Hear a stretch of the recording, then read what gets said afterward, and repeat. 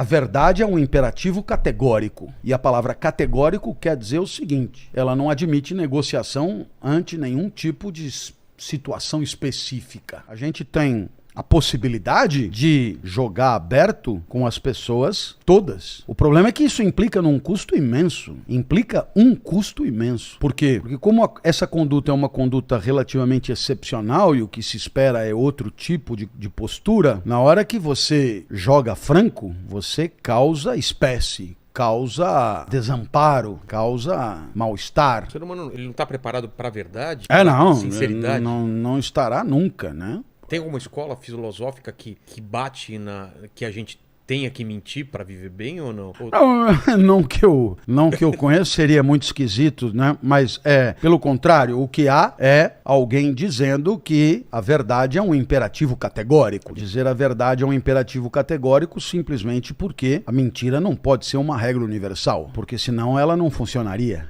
Ela tem que ser exceção. Ela tem que ser exceção. Se você me empresta uma grana e me pergunta, você vai me pagar? E eu minto. Sim. E digo, vou. Então você empresta. Só funciona porque você espera que eu esteja dizendo a verdade. Verdade é a regra. Porque se a mentira for a regra, você não empresta. Exato. Aí não adianta nem mentir. Não adianta nem pedir o dinheiro. Se a mentira for a regra, não há sociedade. Aceita... Então, tudo se pressupõe. Quer dizer, a presunção é que você se chame como se apresentou, seja quem diz que tenha vivido como diz que viveu. Essa é a presunção. É verdade. Eu não tinha pensado nisso, mas claro. A gente parte do pressuposto que está todo mundo falando a verdade. Ninguém pode partir do pressuposto da mentira, porque senão nada se sustenta, né? Você chega aí, senta e fala, olha, isso aqui é um podcast. Não é.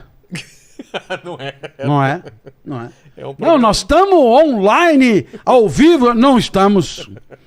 Na terceira você fala, vá pro inferno, velho.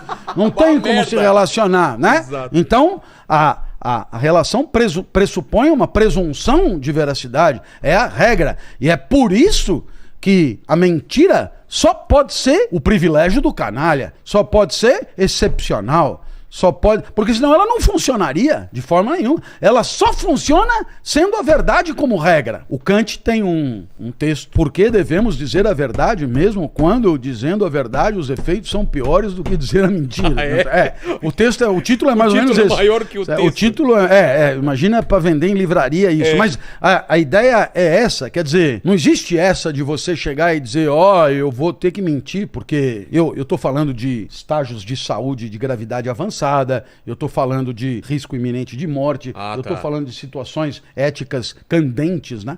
Então, o que diz Kant? A verdade é um imperativo categórico. E a palavra categórico quer dizer o seguinte: ela não admite negociação ante nenhum tipo de situação específica, justamente porque é ela a regra universal. É a verdade que pode servir de regra universal, não a mentira. É claro que haverá quem tenha levantado a mão para discordar. Que algumas mentiras são necessárias. Por exemplo...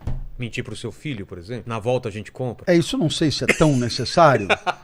Já escutou essa aí, né? Falando em filho, você tem aí um regime autoritário qualquer, alguma coisa como 1984, ou Gestapo, nazismo, etc. E aí, então, você esconde o seu filho no porão da sua casa. Certo. Então chega o oficial da Gestapo. Como no filme do Bastardos Inglórios. Lembra aquele começo?